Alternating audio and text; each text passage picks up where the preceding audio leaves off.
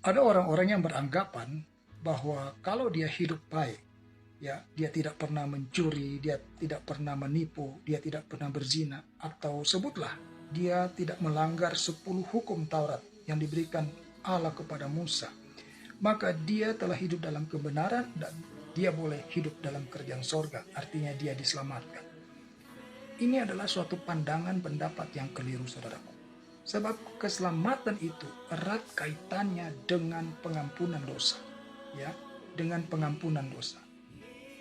Di zaman Perjanjian Lama, saudaraku, ada aturan jikalau seseorang berdosa, maka harus ada korban hewan, korban binatang untuk menghapus dosa itu atau menebus dosa itu, saudara. Ya, jadi bukan dengan cara melakukan 10 hukum Taurat, apalagi dengan melakukan perbuatan-perbuatan yang baik. Tidak ada perbuatan baik apapun yang dapat menebus dosa manusia, saudaraku. Ingat itu, saudaraku. Sebaik apapun engkau hidup, dosamu tidak bisa diampuni dengan cara itu, saudaraku.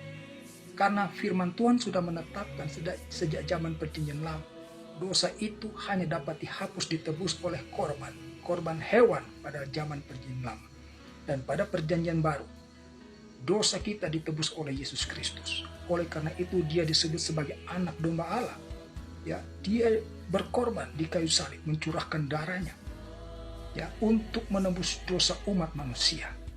Jadi dosa itu harus ditebus, dihapuskan oleh pengorbanan.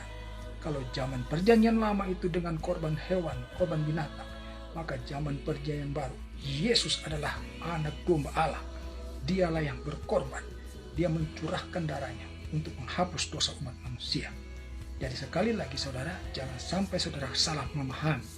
Perbuatan baik, melakukan 10 hukum Taurat, itu bukan cara untuk beroleh keselamatan. Karena keselamatan itu erat kaitannya dengan penghapusan dosa. Dosamu harus beres dulu di hadapan Bapa kita di surga, baru engkau layak untuk tinggal dalam kerajaan surga, atau engkau layak untuk diselamatkan. Jadi keselamatan itu berurusan dengan dosa manusia. Jikalau engkau bertobat, dosamu diampuni, ditebus oleh Yesus Kristus, maka engkau layak tinggal dalam kerajaan surga. Itulah sebabnya firman Tuhan berkata, barang siapa yang percaya kepada Yesus Kristus tidak akan binasa, melainkan boleh hidup yang kekal. Jadi saudara, sekali lagi, perbuatan baik, sebaik apapun, itu tidak dapat menebus dosa manusia. Satu-satunya cara untuk menebus dosa manusia adalah dengan beriman, percaya kepada Yesus Kristus, yang adalah anak domba Allah yang telah menebus dosa umat manusia melalui pengorbanan di kayu salib. Haleluya.